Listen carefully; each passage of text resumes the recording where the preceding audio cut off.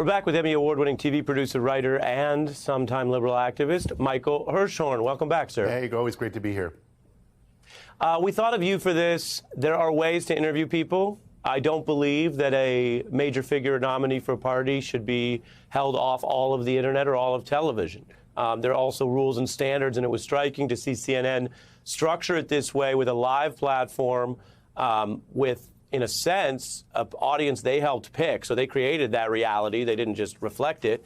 That really put Donald Trump with hundreds of people against one live interviewer.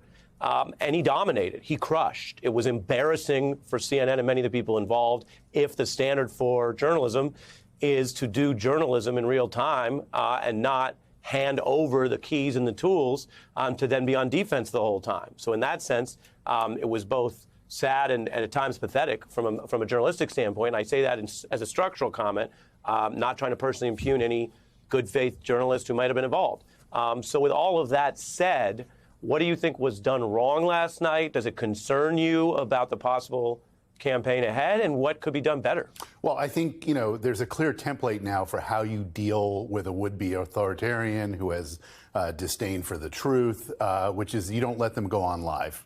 You interview them, you tape them, you fact check them, you make sure that you create a kind of framework in which people can understand that the things he is saying are both not true, but also the lies are being done for a specific reason, and to kind of reveal the subtext behind that reason. I think the thing that was odd about the CNN event was they wanted the train wreck, right? There was a kind of too smart by half strategic decision I think they made. They've been, trying to kind of tilt more towards the middle. They kind of want to piss off people like me.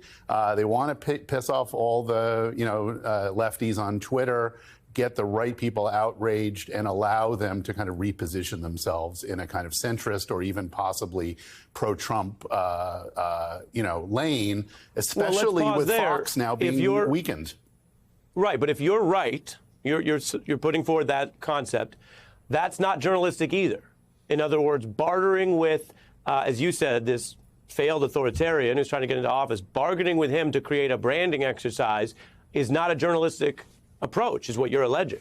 Right, and I think, I generally don't buy the kind of lefty critique that all corporate journalism is fraudulent journalism, but this gets about as close to that as I think you're going to get. Right. I mean, the broader context for CNN is ratings are down.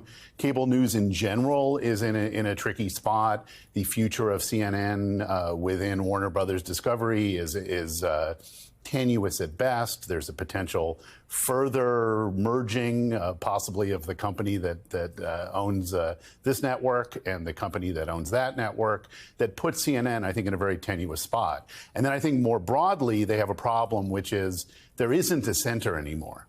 And if CNN is trying to occupy the center, they are going to be broadcasting to a very small number of people. And I think kind of misunderstand where we are as a country and how media works in 2023. All shrewd comments. Then you turn to the wider accountability I mentioned. Trump held liable for defamation this week. Fox paying out over $700 million, ousting Tucker. They got another case that could be up to $2 billion. I have actually more news on that later in the program. And so within that accountability moment, I don't want to overstate this, but some of what they did last night on CNN is the kind of thing that was put forward as evidence of defamation in Fox News' losing case. In other words, you have to kind of forget the brands. Imagine a blind taste test. Some of this was exactly that evidence. You knew it was going to happen. You were on notice and warning. You did it in a way where you didn't have control. Those were the things Fox got busted for, Michael. Yeah, I mean, I think both Fox and CNN are in a very tricky spot, right? The gesture that CNN did last night is the same gesture that Fox did after the last election, which was to pander to their audience, to operate out of fear that their audience was going to rebel against them and reject them. And so by kind of rolling over for Trump, they put themselves in a very vulnerable spot legally, but also, in terms of their future existence, because they're going to come to a fork in the road, right? Either you go follow the mob or you follow the facts, and each one comes with a potentially very high price.